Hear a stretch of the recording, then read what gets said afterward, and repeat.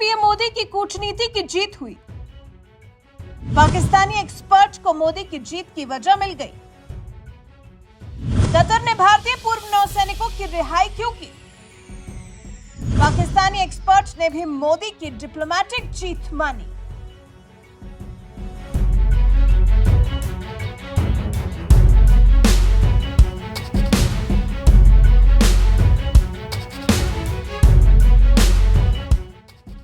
Qatar ने जहां भारत के 8 पूर्व नौसैनिकों को रिहा कर दिया है, तो वहीं इसे नरेंद्र मोदी सरकार की कूटनीतिक जीत बताया जा रहा है।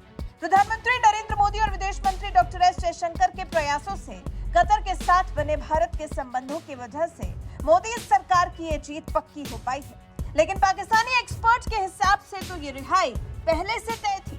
जी, पाकिस्तानी मूल के अमेरिकी राजनेता साजिद तरार ने कतर से रिहा किए गए भारतीय पूर्व नौसैनिकों की रिहाई पर किसी तरह का कोई अचंभा नहीं जताया है। साजिद तरार ने कहा है कि ये पहले से तय था कि कतर इन्हें छोड़ देगा।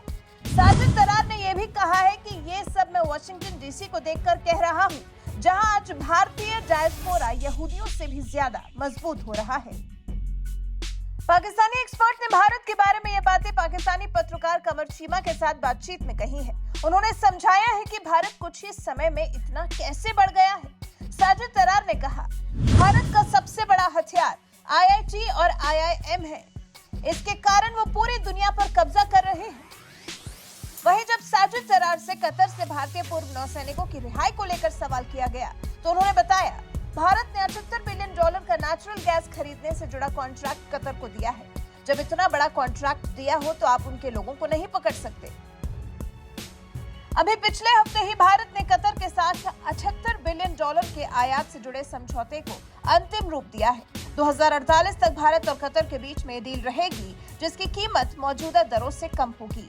इसका बिजली बनाने, उर्वरक और CNG के रूप में इस्तेमाल किया जाएगा। हालांकि स्टील के अलावा जो संभावनाएं पाकिस्तानी एक्सपर्ट्स ने व्यक्त की हैं, वो भी आपको बता देते हैं। साजिद तरार ने यह भी कहा, हो सकता है कि अदालत से छूटे हों, या ये भी हो सकता है कि सीधे कतर के अमीर ने इन्हें माफी दी हो।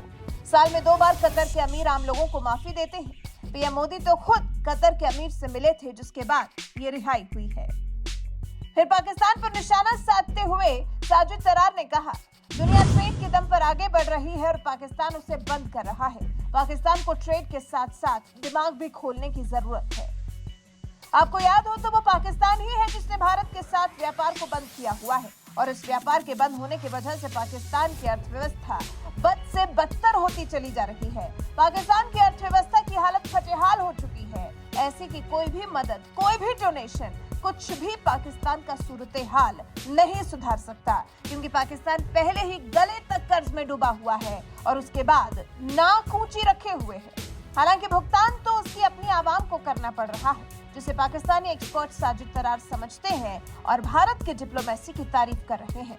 वैसे आपको क्या लगता है, आखिर कतर ने फांसी की सजा को कम कर पहले उम्र कैद किया और उसके बाद भारतीय 8 पूर्व नौसैनिकों को रिहा भी कर दिया, जबकि जासूसी के आरोप में उनको गिरफ्तार किया गया था। इस पर आपकी क्या राय है? इसकी वजह आपको क्या नजर आती है? क्या आप भी पाकिस्तानी एक्सपर्ट की बातों से इत्तेफाक रखते हैं? इस बारे में आपके विचार हमें कमेंट कर जरूर बताएं।